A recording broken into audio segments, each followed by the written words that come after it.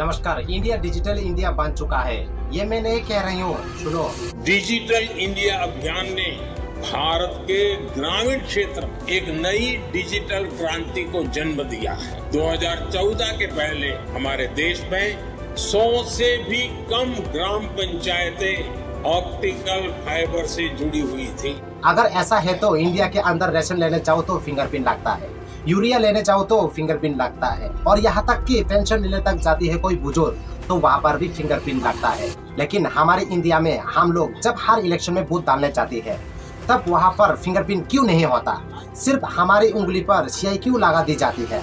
और ये सवाल असेंबली संसद में रगत सद्दा ने भी पूछा।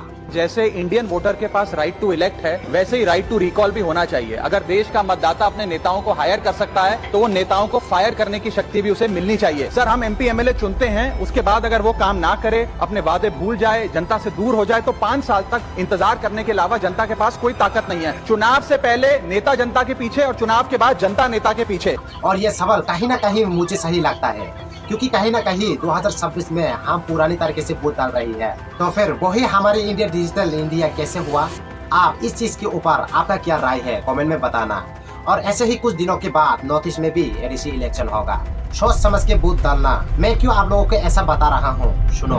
भारत के अंदर जब इलेक्शन होता है तब इस देश की सरकार के कारनामे देखो। लोगों को घर देना, पैसा देना, कपड़े देना, काम देना, क्या क्या याद आ जाती है। ये तब याद आती है जब इलेक्शन होता है। मैं लेने के लिए मना नहीं कर रही हूँ, लेना जरूरी है, क्योंकि पिछले 10-11 साल से कुर्सी में कौन? बीजेपी।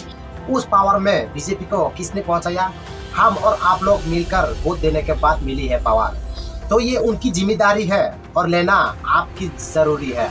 इसलिए ये सोचकर कभी वोट मत डालना कि इस पार्टी ने मुझे पैसा दिया है, ये मुझे घर दिया है, उस पार्टी ने मुझे कपड़े दिया है। ये सोचकर वोट डालना, जब तक पार्टी सत्ता में रहेगा तब तक आपके लिए, आपकी घर की फैमिली के लिए, आपकी बच्चे की भविष्य के लिए सोचकर वोट डालना। और अगर आप लोगों को ये बात एग्री करता है तो कमेंट में यस लिखो और वीडियो को शेयर करो, और जाते जाते चैनल को सब्सक्राइब जरूर करो। नमस्कार।